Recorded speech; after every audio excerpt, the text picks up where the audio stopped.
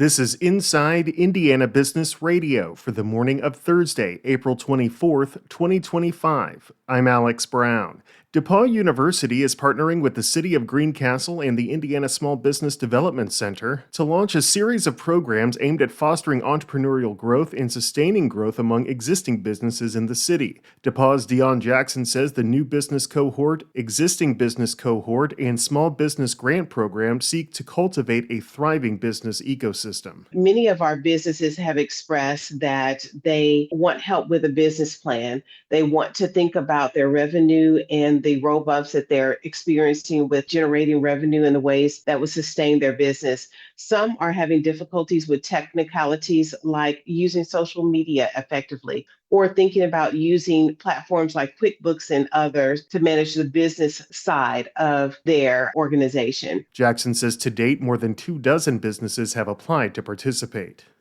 Governor Mike Braun and top legislative leaders announced Wednesday they plan to triple the state's cigarette tax to nearly $3 per pack and increase taxes on other tobacco products, raising about $810 million in additional revenue over the next 2 years. The announcement comes a week after a new revenue forecast projected the state would have $2 billion less over the next 2 fiscal years than they expected when they wrote the spending plans that passed the House and Senate earlier this session.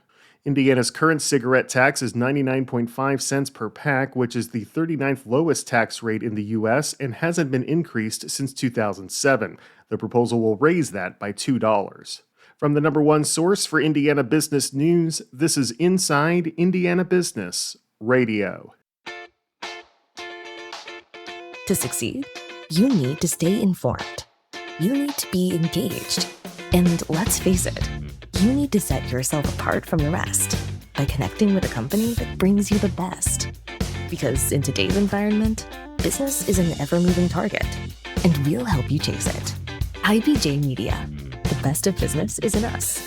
Get started at ibjmedia.com/youngprofessional.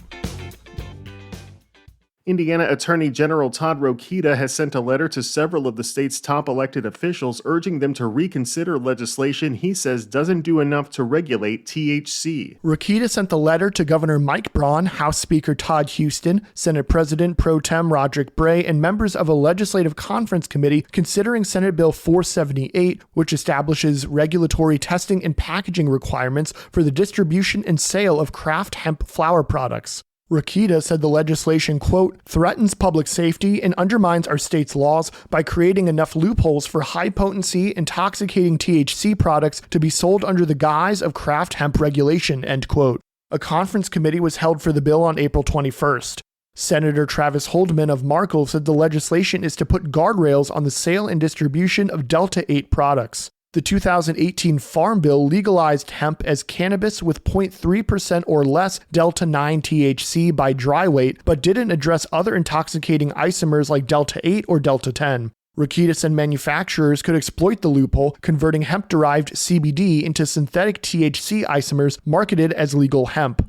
Rokita said lawmakers should classify any product exceeding 0.3% total THC by weight, including synthetics, as marijuana. If legislators do not sign off on the committee report, then the bill's dead. If they agree on the report, then the Senate Conference Committee will vote on the amended legislation. I'm Marek Mazurek for Inside Indiana Business Radio.